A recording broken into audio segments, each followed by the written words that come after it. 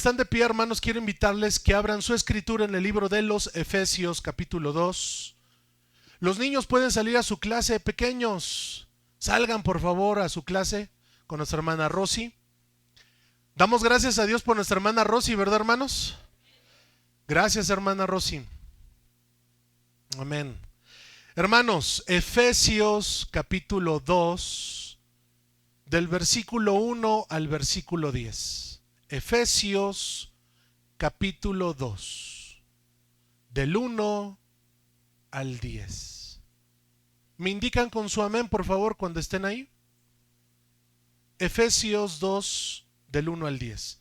Son 10 versículos, hermanos, y por favor los vamos a leer alternadamente. Efesios capítulo 2. Dice el subtítulo: Salvos por gracia. Lo el 1, ustedes el 2, y así sucesivamente, y nos unimos en el 10.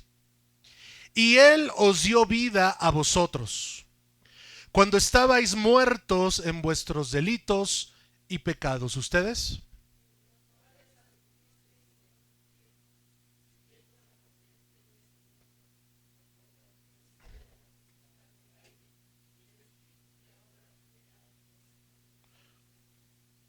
Entre los cuales también todos nosotros vivimos en otro tiempo, en los deseos de nuestra carne, haciendo la voluntad de la carne y de los pensamientos, y éramos por naturaleza hijos de ira, lo mismo que los demás. ¿Ustedes?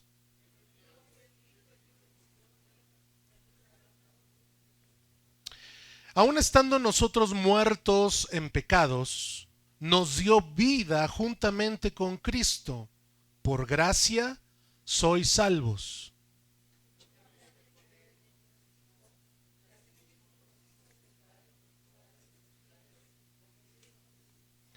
Para mostrar en los siglos venideros las abundantes riquezas de su gracia en su bondad para con nosotros en Cristo Jesús.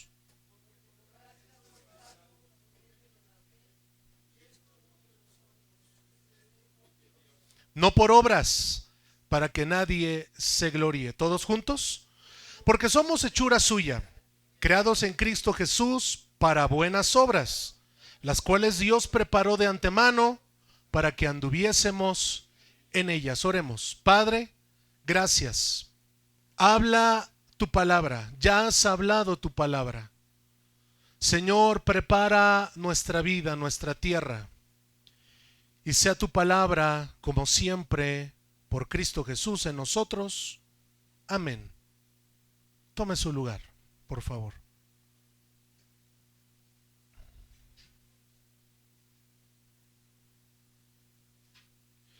El día de hoy, hermano, voy a comenzar una serie, si Dios nos permite, si Dios nos presta vida, por supuesto, y si el Señor no viene pronto por su iglesia. Voy a iniciar, hermano, y voy a hablar, si Dios lo permite, los próximos domingos. Hoy inicio acerca de la soteriología. Soteriología. La palabra soteriología, hermano, para aquellos que van a escribir, es con S, sote, ¿verdad? Riología. Soteriología. Déjenme explicar, como siempre, hermanos, y debo de poner en contexto esta palabra. Vuelvo a repetir: la soteriología. Hermanos, no es algo místico, no es algo mágico, no es algo, hermano, que debe de contravenir en nuestra vida, ni mucho menos en la fe.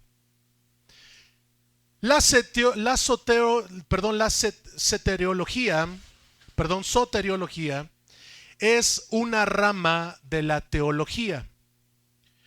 Hemos entendido, y su servidor les ha explicado algunas veces acerca de la teología. La teología, en términos prácticos, es el estudio de Dios. ¿Cómo, hermanos? ¿El estudio de quién? El estudio de Dios.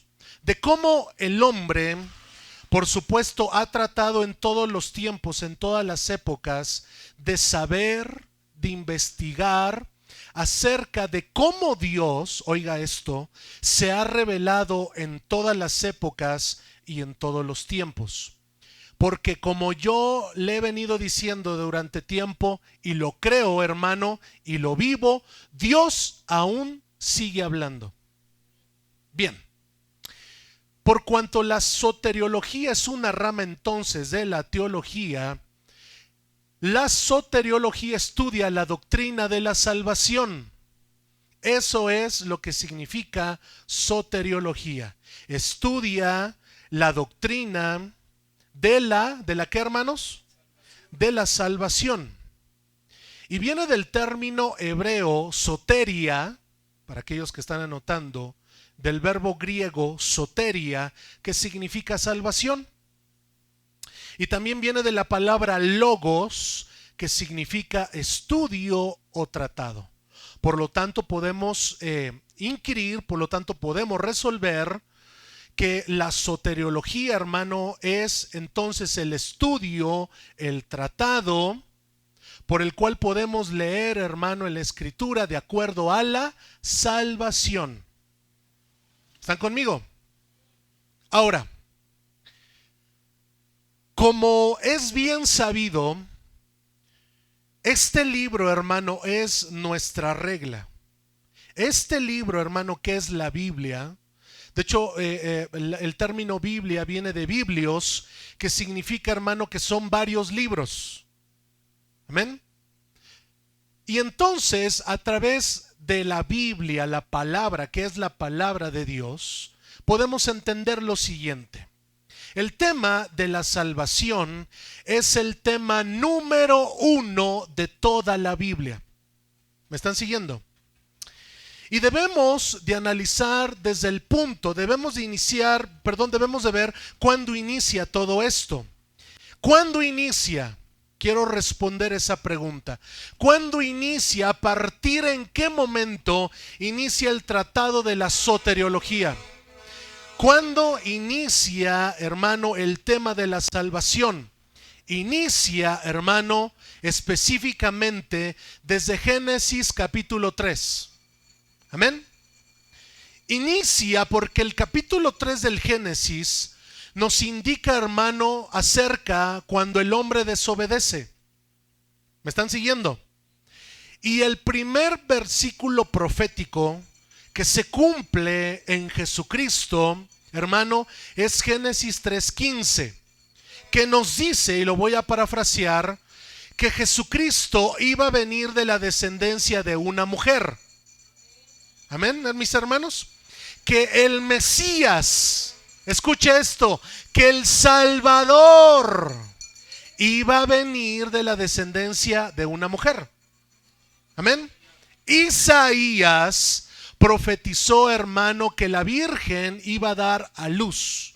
¿Están conmigo? Y llamará su nombre Emanuel, que es traducido Dios con nosotros.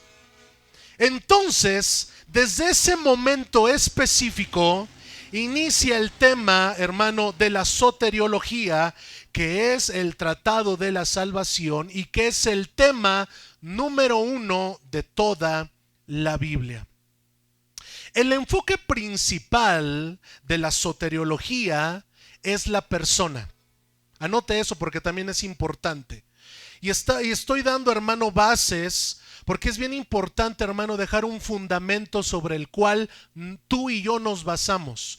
Tú y yo lo que creemos es muy importante dejar, hermano, un cimiento. El cimiento, el enfoque principal de la salvación es el ser humano. Somos tú y yo.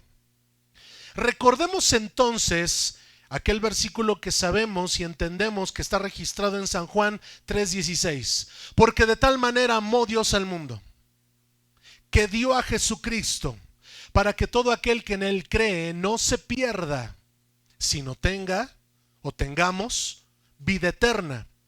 Pregunta: el enfoque principal de San Juan 3:16 es Dios actuando ¿en quién?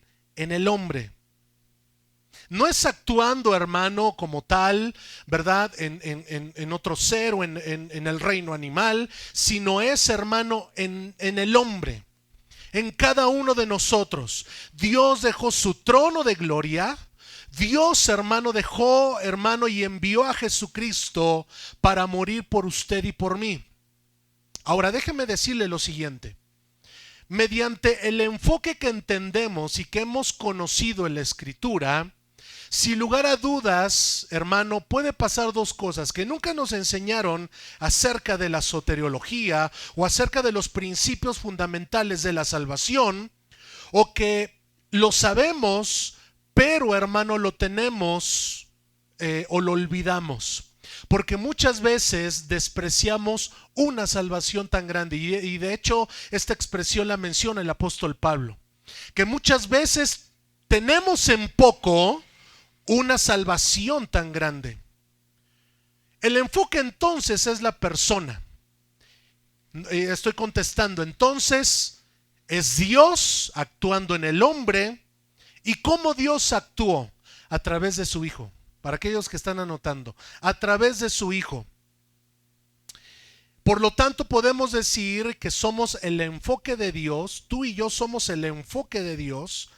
Pero Dios envió, hermano, en su obra, vida, muerte y resurrección de Cristo, y a través de Cristo nos ha asegurado dos cosas. ¿Cuántas cosas, hermano? Número uno, nuestra salvación, y número dos, la vida eterna.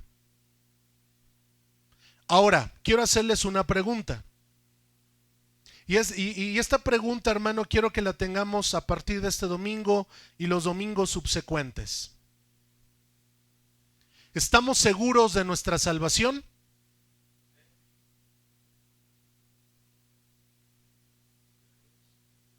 Debemos de estar seguros. Hace algún tiempo, un hermano se me acercaba y me preguntaba cómo podía estar seguro de su salvación. Usted me conoce y traté de explicarle, hermano, pero más allá traté de decirle lo que dice la Escritura. Y me di cuenta también en segundo plano de que decimos que somos cristianos, porque lo somos, pero en este sentido, y por eso mi preocupación, hermano, el día de hoy, de externarle lo que siempre le he dicho.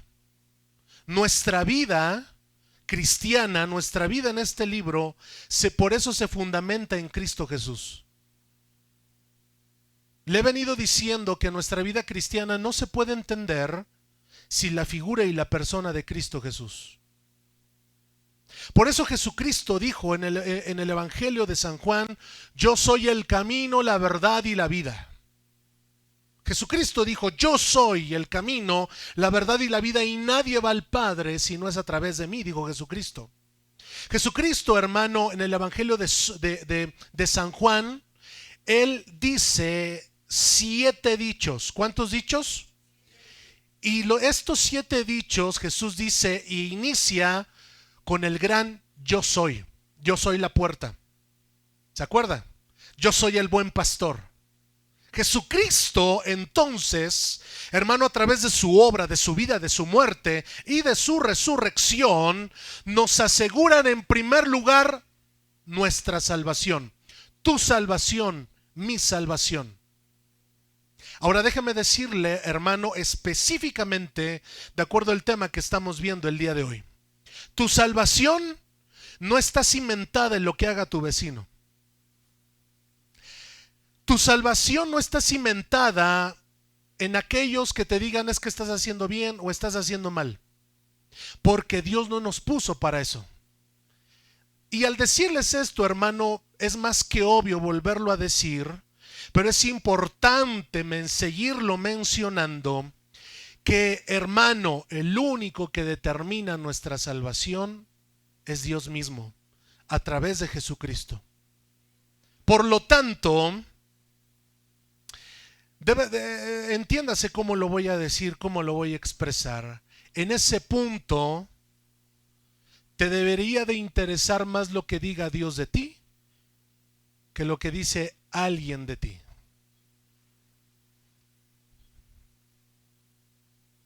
Y no estoy demilitando, no estoy haciendo un lado lo que pueda decir o argumentar tu vecino.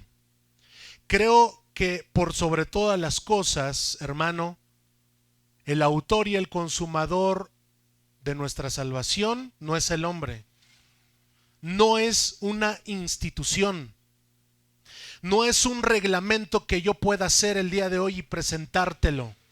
Es lo que Dios dice en este libro. Y yo lo creo. Yo lo creo y tú y yo lo creemos. Porque Jesucristo dio testimonio.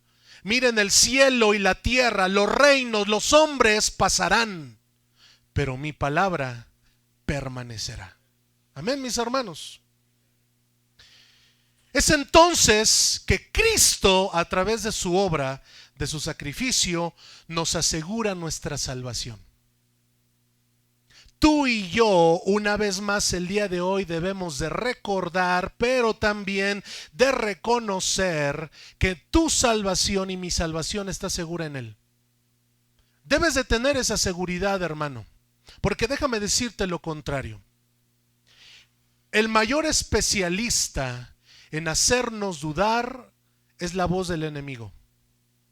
¿Me están siguiendo? Hey, hoy no fuiste a la iglesia. Hey, hoy no oraste. Cuenta, hermanos, un pastor hace muchos años, una vivencia. Aquel pastor estaba en una campaña evangelística. Y cuando una campaña evangelística, hermano, por lo menos o por lo mínimo eran 3 días, viernes, sábado, domingo, que se estaba predicando en la calle, ¿verdad? Y el evangelista siempre ayunaba. ¿Me están siguiendo, hermanos? El evangelista siempre ayunaba. Pero, hermanos, ese fin de semana en esa campaña evangelística, pues no ayunó. ¿Me están siguiendo? ¿No ayunó? Bueno, pues el evangelista estaba, hermano, predicando, ¿verdad? Liberando, echando fuera demonios, reprendiendo. Y por ahí se levanta, ¿verdad? Una persona endemoniada y se va, ¿verdad? Y se pone enfrente de él. Y esta persona, ¿verdad? No era la persona, sino el demonio. Le dice: hoy no me vas a poder echar fuera, porque hoy no ayunaste. ¿Qué creen que respondió el evangelista? Pues no es a través del ayuno que te voy a echar fuera, sino es a través del nombre de Jesús de Nazaret. ¿Por qué le digo esto? Porque, hermanos, Dios a través de Cristo nos ha asegurado nuestra salvación. No es por lo grande de tu espiritualidad. No es si has leído toda la Biblia. No, pastor, es que yo he leído 50 veces la Biblia. No es si la has leído, ¿verdad? A veces te sabes solamente un versículo de la Biblia. No es por lo que podamos hacer, porque conforme a lo que leímos en Efesios capítulo 2, dice: por gracia sois salvos, y esto no de vosotros. No es por lo que tú puedas hacer, porque es un regalo que Dios nos da a cada uno de nosotros. Hay una condición. ¿Sabe cuál es esa condición? Creer en Jesucristo. Y a eso se le llama fe. Debemos de estar seguros de nuestra salvación. Cuando vemos el término de soteriología, que ya lo expliqué cuando hablamos del término de la salvación, aunque usted no lo crea, es uno de los temas más discutidos de toda la Biblia, número 1. Número 2, pero este es el tema que ha dividido a muchos cristianos. Sí, aunque usted no lo crea. Ha dividido a muchos cristianos. ¿Y a qué me refiero de que ha dividido? Específicamente, hermanos, en este término de la salvación se desprenden, tenemos aquí arriba el término soteriología o el término salvación, y de aquí, hermano, hay dos conceptos que se han derivado. Y lo voy a decir, hermano, de una forma práctica. Por un lado están los que creen que la salvación se pierde. ¿Me están siguiendo? Y por otro lado están los que dicen que la salvación no se pierde. Y a lo largo de la historia, este tema es el más discutido, es el que más ha dividido a los cristianos, y por ende dicen lo siguiente: yo no estoy de acuerdo con Chanito. Entonces, como yo no estoy de acuerdo con él, entonces yo me divido y hago mi iglesia. Hermanos, y viceversa. Yo no estoy de acuerdo con él, ¿verdad? Y lo que más, hermanos, yo puedo discutir esta parte, pero sabe, hermano, lo que más me da tristeza es cómo se difaman entre un grupo y el otro grupo. Eso es lo que me da tristeza. Perdón. Lo que más, hermano, trae a mi vida una tristeza, hermano, enorme, es que se difamen entre los grupos, y es que hasta se agredan. Sí, hermano, porque aunque usted no lo crea, en muchos templos ha habido hasta golpes. Sí, hermano, me ha tocado. Pero de golpes y a discutir. Es que tú estás mal. Entonces, escuche lo siguiente, porque ahí, hermano, está el error. El error es que cuando tú tomas la Biblia y dices, yo estoy bien, tú estás mal, ese es el problema. Y eso, hermano, es lo que ha dividido. Y debo de decirle, hermano, que cuando hablamos del estado de la iglesia, déjeme decirle, hermano, que a nivel iglesia, que a nivel cristianos, eso nos ha mantenido divididos durante años. Y déjeme explicarle, hermano, seguirle explicando este concepto. En el siglo, hermano, XV, en el siglo XVI, cuando se discutió este tema, están los que están, hermano, del lado reformado del pensamiento que viene de Calvino, de Juan Calvino. Pero está el otro grupo, hermano, que viene de Jacobo Arminio, ¿verdad? Y pues cuando hablamos de este término de la salvación, son los dos grupos, hermano, que lideran. Lo más vergonzoso, hermano, es que entre nosotros en este término nos andemos peleando y andemos diciendo, hey, yo estoy bien, el que está mal eres tú. Y la otra persona, lo más lamentable es que diga, es que yo estoy bien, tú estás mal. Y es, hermano, mi conflicto y mi pelea. ¿Sabe por qué? Porque la Biblia es solamente una. ¿Y sabe cuál es mi crítica que yo hago? Es el error de interpretar la Biblia. El error de interpretar los textos. Y debo de decirle lo siguiente, amado hermano. La base y el fundamento, más allá de que tenemos las cartas paulinas, las cartas petrinas, las cartas juaninas, más allá, hermano, de que tenemos todo, hermano, las cartas del Nuevo o del Antiguo Testamento, más allá de todo ello, lo debemos de pasar por el filtro de la persona de Jesucristo. Hermano, lo que les acabo de decir es sumamente importante, ¿ah? Porque más allá de lo que diga Pablo, Pedro, Juan, más allá, hermano, lo que está escrito en el Antiguo Testamento, que todo tiene, hermano, su cumplimiento en la persona de Jesucristo. Cuando hacemos un razonamiento, una posición teológica debo de decirle lo siguiente: debe de estar fundamentado en la persona de Jesucristo. Si no está puesto en la persona y en la figura de Jesucristo, hermanos, entonces vamos a ser corrientes heréticas, vamos a caer, hermano, en la herejía. Dios, a través de Cristo, entonces nos ha asegurado nuestra salvación.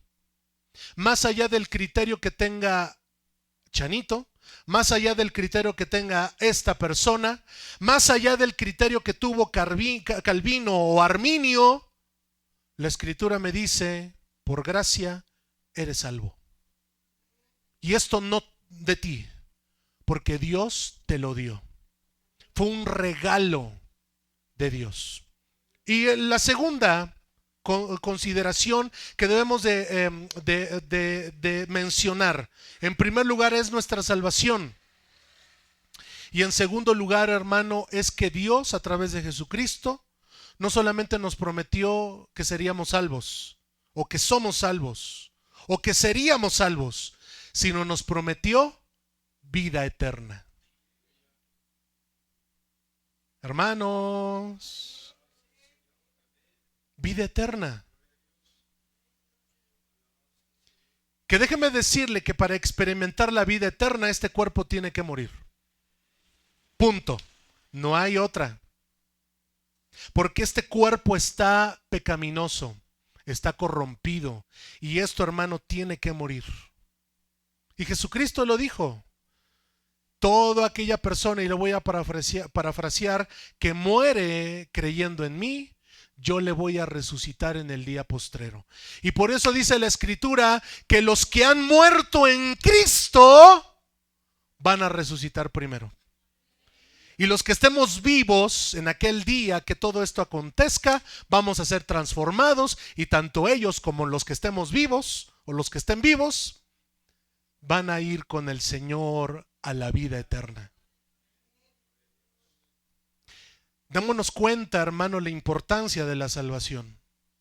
Démonos cuenta, hermano, de lo importante de nuestra salvación y por ende de la vida eterna. La palabra salvación se emplea en la Biblia para indicar, para aquellos que están anotando, y sigo con puntos importantes. En la Biblia encontramos, hermano, que la salvación se emplea en primer lugar nos indica la obra de Dios. La obra de Dios. Hermano, Dios sigue interesado en nosotros. Hermano, piénselo un momento. Deje que esas palabras hagan, hermano, una onda expansiva en su corazón. Dios aún se sigue interesando en nosotros.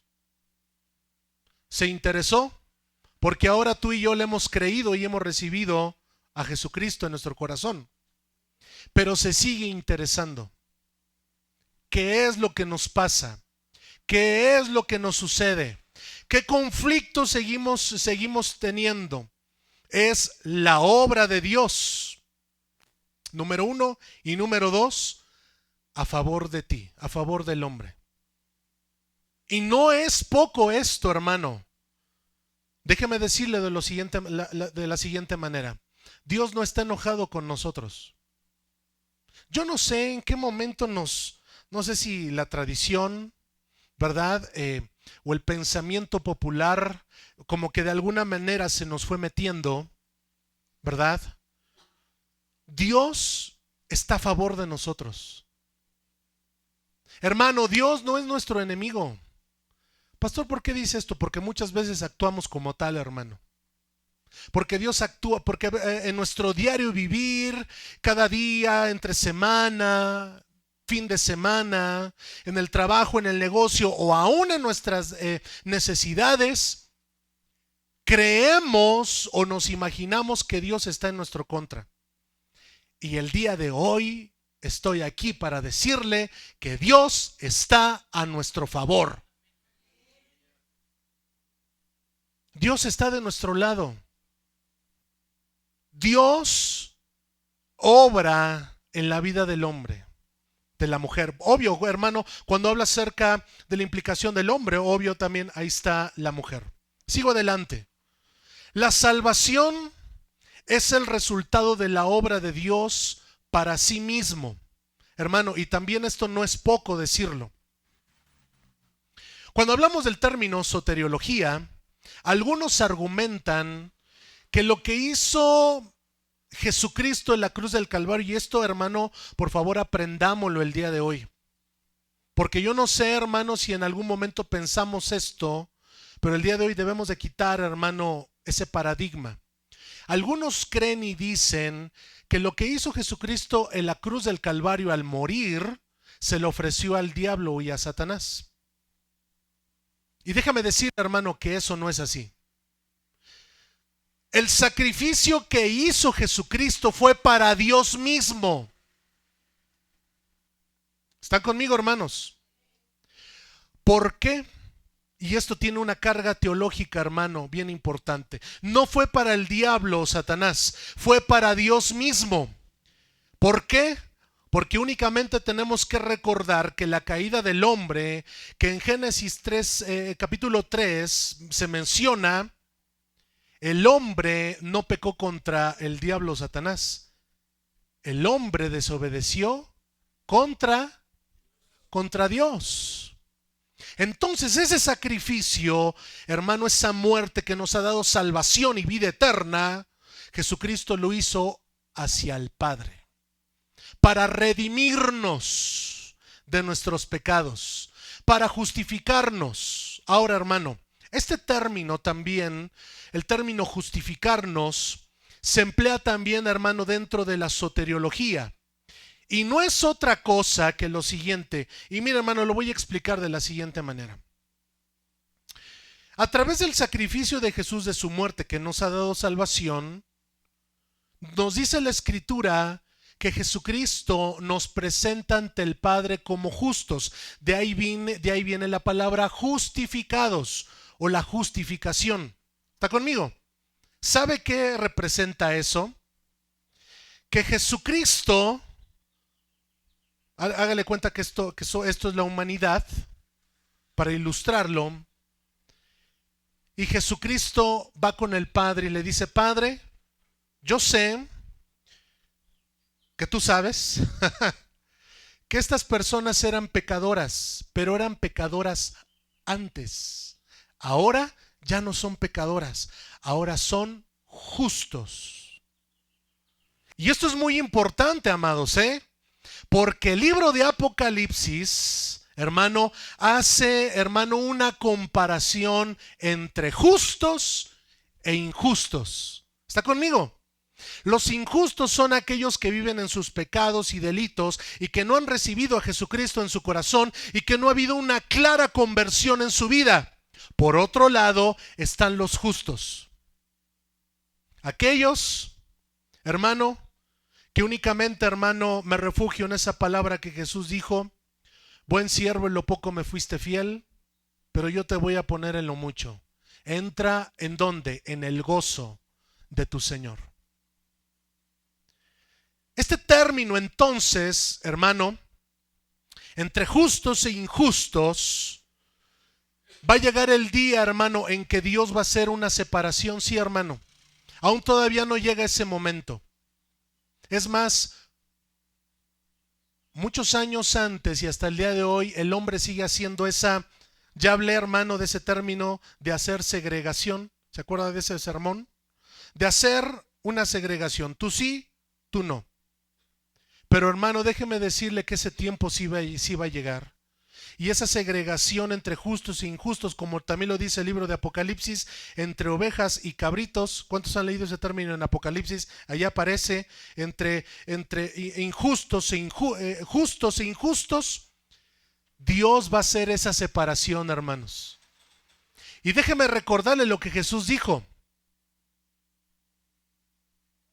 Y vuelvo a insistir en los dichos y en las enseñanzas de Jesús. ¿Se acuerda de la parábola del trigo y la cizaña? Jesús dijo al final, ya en la parte final de la parábola, Jesús dijo: dejen crecer el trigo con la cizaña.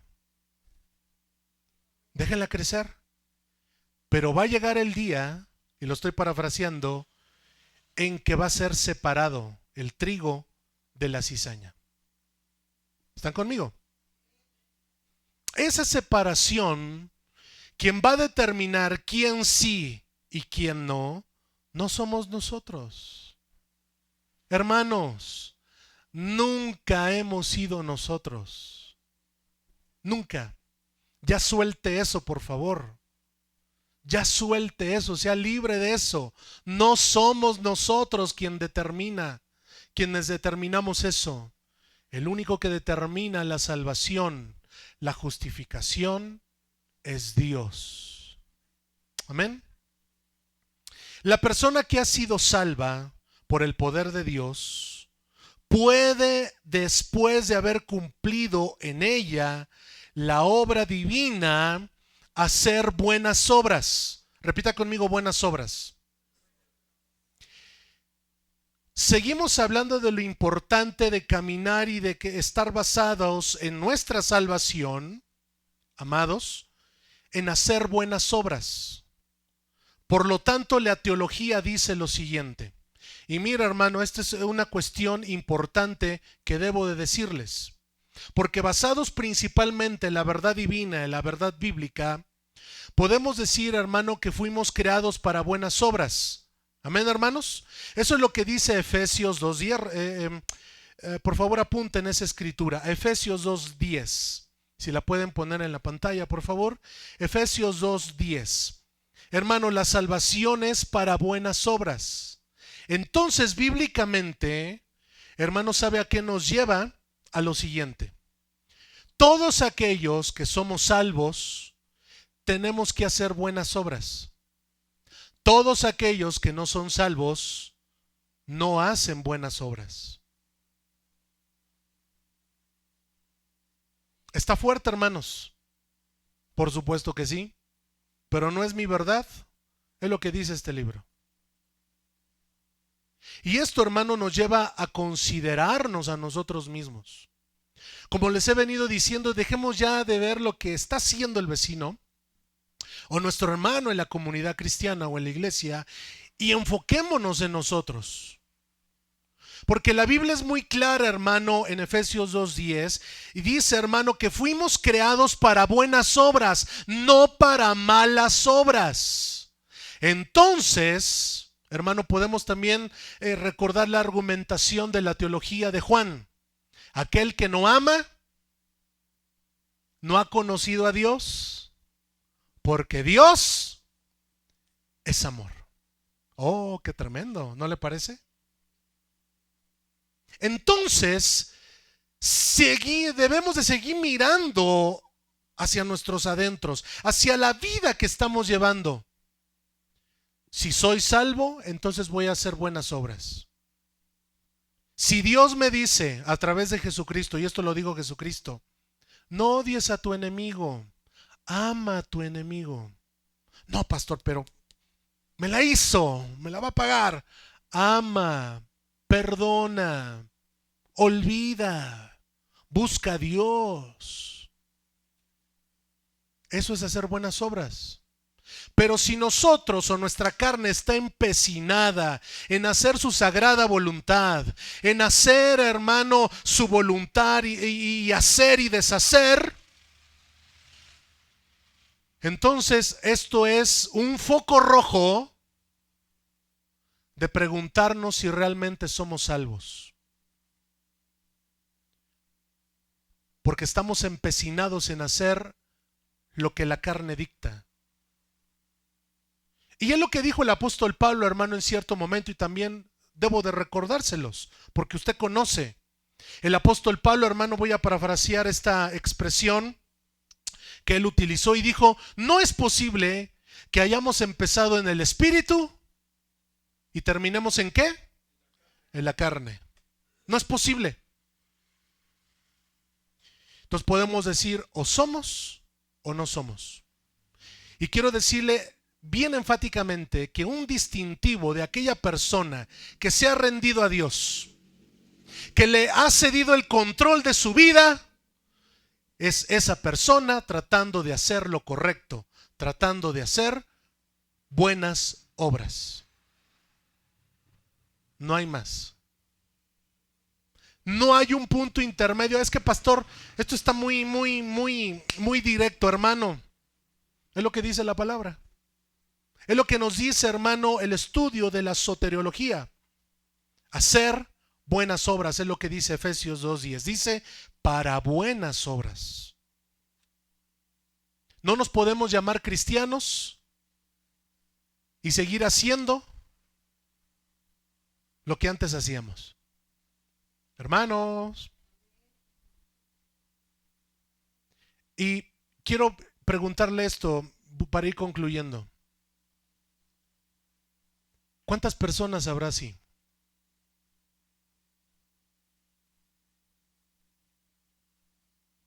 Y esto, hermanos, no es para, no lo estoy diciendo para exhibir a alguien, no, o para exhibir a un grupo, para exhibirnos a nosotros mismos. Quede claro que no. ¿Por qué lo estoy diciendo, hermano? Lo estoy diciendo como una autocrítica, basados en la palabra de Dios. A mí me espanta lo que dice la Escritura, hermano, que el juicio de Dios no va a empezar, hermano, por allá afuera. El juicio de Dios va a empezar por la casa. El juicio de Dios.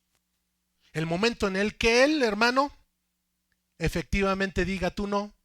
Pero Señor, en aquel día muchos me dirán, dijo Jesucristo, Señor, yo me congregaba, yo diezmaba, yo ofrendaba, yo llegaba a hacer el aseo, yo participaba en esto, yo era el líder de esto, yo evangelizaba, yo hacía esto, yo hacía lo otro, el puro yo y el yo y el yo y el yo.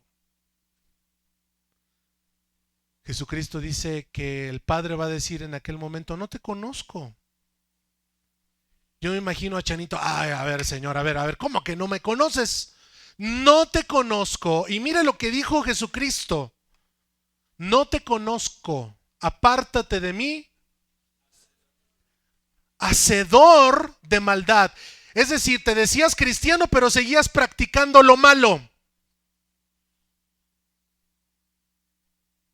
Te decías que nadie era como tú, que eras el mejor cristiano de la colonia, pero no había en ti esas buenas obras, había todo lo contrario. Termino con la siguiente declaración. En Tito 3:8, también apunta ese versículo porque es importante, hermanos. En Tito 3:8 nos dice, hermano, que los que hemos creído, ¿cuántos hemos creído? Hemos creído en Jesucristo, debemos de preocuparnos en ocuparnos en buenas obras. Es lo que dice Tito 3:8. Ocuparse en buenas obras. ¿Sí dice así? Ocúpate. Hermano, sí, también les voy a decir una verdad. Es más fácil hacer lo malo que lo bueno. Sí, es una verdad. Pero tampoco porque sea una verdad nos vamos a agarrar de ahí, ¿verdad? Y hacer una doctrina. No, es que es bien pesado, pastor, y nos agarramos de ahí. No, hermano, sí es una verdad, pero tampoco usemos eso, hermano, para libertinaje.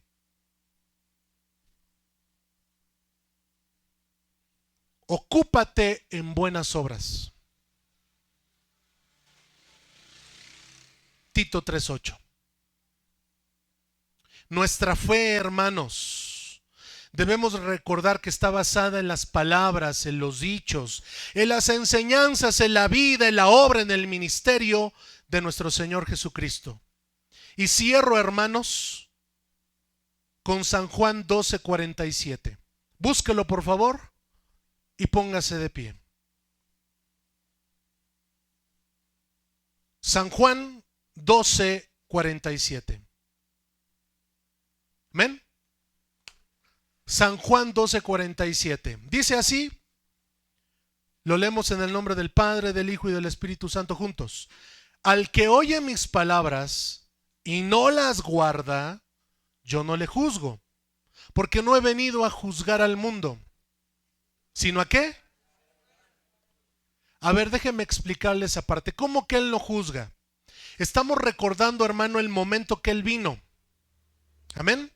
El momento que Él vino a participarnos la palabra, el mensaje, la salvación de Dios a través de Él, a través de Jesucristo. Amén.